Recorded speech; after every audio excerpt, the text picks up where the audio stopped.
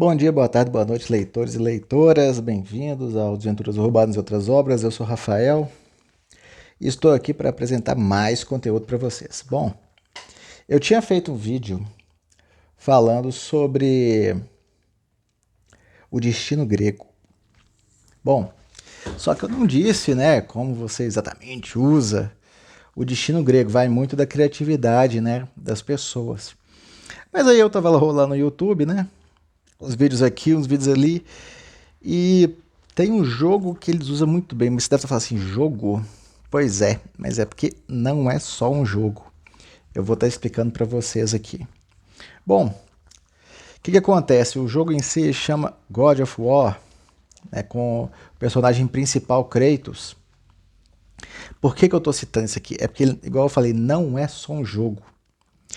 Ele tem livros, ele tem quadrinhos, e a história é extremamente bem feita. O que acontece? A equipe que fez o God of War, todos os diretores, todos os roteiristas, todos os escritores que estavam envolvidos, não fizeram somente um jogo. Eles trabalharam muito bem tudo que estava relacionado à mitologia grega.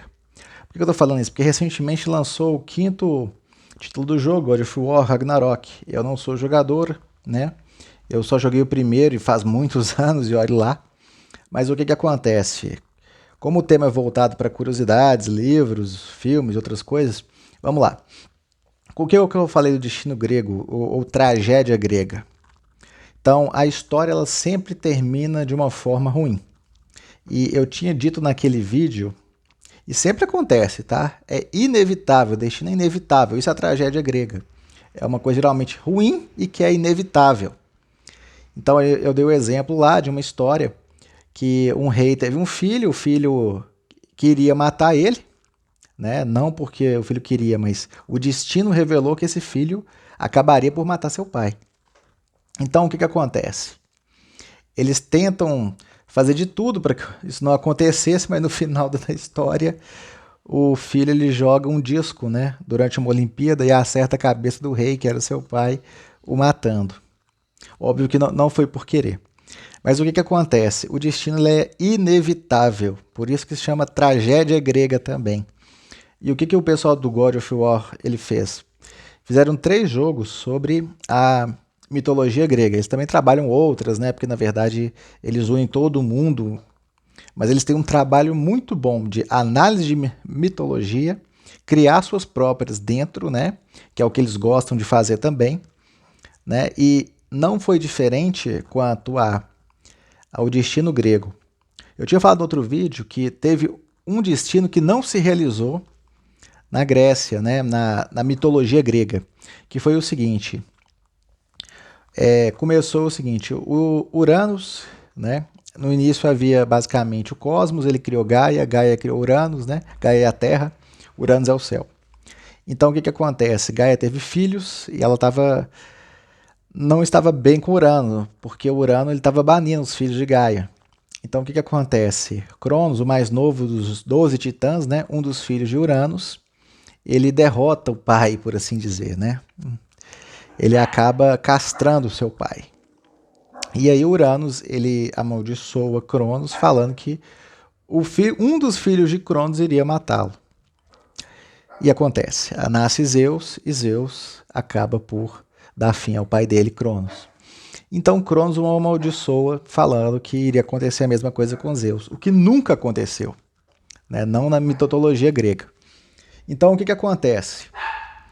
Os escritores, os roteiristas de God of War, eles fizeram com que Kratos, né, que é o principal dessa história, fosse filho de Zeus, e ele, se eu não me engano, no segundo jogo, ele acaba por dar fim a Zeus, cumprindo a profecia do destino grego. Mas não somente nesse momento, existe um momento de um dos jogos, eu não sei exatamente qual, né, que acontece o seguinte, que existe uma profetisa que ela vê que o deus da guerra, se eu não me engano é no primeiro jogo, iria destruir todo o Monte Olimpo. Então ela ajuda o Kratos para que o deus da guerra, que era o Ares, não destrua todo o Monte Olimpo e não leve ela junto nesse processo.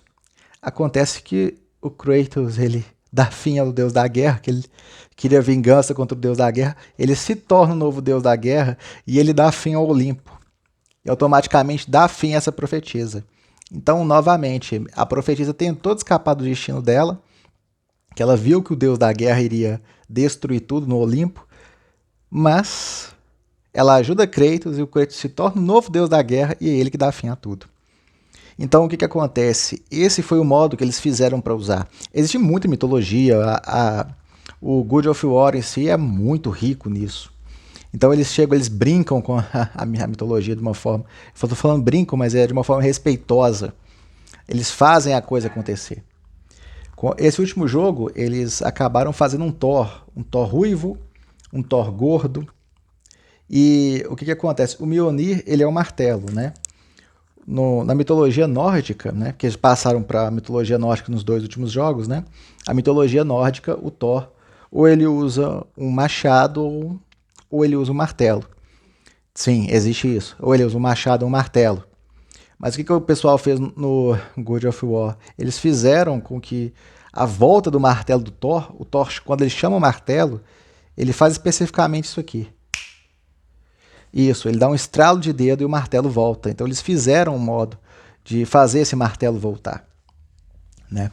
E esse modo, como eu falei desse Thor, esse Thor ruivo, esse Thor, ele é muito agressivo no jogo também, ele é pavio muito curto, né? E gordo, ele também é assim descrito na mitologia nórdica, né? Não é aquele Thor que a gente vê dos filmes, né? Dos Vingadores, que ele é completamente loiro, não. Na mitologia nórdica, o Thor, ele é realmente muito pavio curto. Ele não é nenhum herói que o pessoal da Marvel pintou. E ele é ruivo de verdade. Então, o que acontece? Tanto que o deus do trovão ele não era conhecido por sua paciência. Então, quando ele vê um gigante na frente dele, né, na mitologia nórdica, ele dá fim àquele gigante na mesma hora. Ele não espera mais nada. Inclusive, tem uma história que é muito engraçada, que é sobre o Loki também. O Loki ajuda a construir o muro, né? Enganando um famoso pedreiro, mas o pedreiro estava disfarçado, ele era um gigante, na verdade. E ele tinha terminado o trabalho. A hora que ele se revelou como gigante, ele não tinha feito nada contra os deuses dessa mitologia nórdica. O Thor foi lá e acabou com ele, simples assim, porque ele revelou que era um gigante. Então, isso é uma maneira boa de se usar uma mitologia, várias mitologias, na verdade, que é o caso que o God of War ele mexe com isso. God of War, né? Então, o que acontece? Eles usam muito bem. Eles fizeram Kratos, que é um novo personagem que não existe na mitologia grega, ser filho de Zeus, cumprir a profecia de que alguém iria dar fim a Zeus, e seriam dos seus filhos, porque os filhos de Zeus que a gente conhece é Atena e Hércules, né? Pelo menos são os mais famosos, e nenhum deles faz isso. E teria que ser homem, né? Então o Hércules não faz. Então Kratos, ele faz isso. Existem alguns outros filhos, né, dos Zeus, né? Mas nenhum faz. Então o que acontece? Acaba que esse foi um modo muito inteligente deles usarem isso. Mas isso foi feito para o jogo, mas nada óbvio de ser feito para um livro. Um outro é um anime que foi da minha infância e adolescência, né? Foi Cavaleiro do Zodíaco. Ele trabalha cristianismo e mitologia grega. O que acontece é que em Cavaleiro do Zodíaco,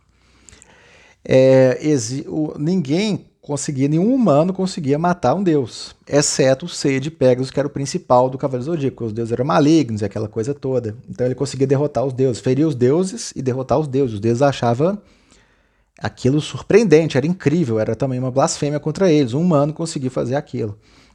Acontece que existiu um personagem na mitologia grega que também fez isso. Se eu não me engano, foi o Diógenes, me foge um pouco o nome, mas é uma coisa assim. Foi durante a Guerra de Troia.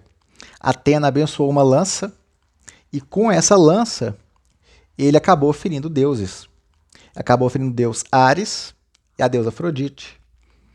E uma curiosidade é que o deus Ares, apesar de ser um deus da guerra, ele não é famoso na mitologia grega pelo seu histórico de vitórias.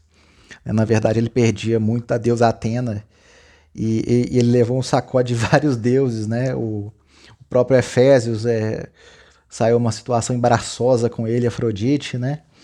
E ele também levou uma pior na luta contra um humano. Então, assim, é bem interessante. Então, você cria essas histórias dessa forma, você pega algo que já está pronto, né? E você brinca com aquilo. Mas você faz de uma forma bem feita.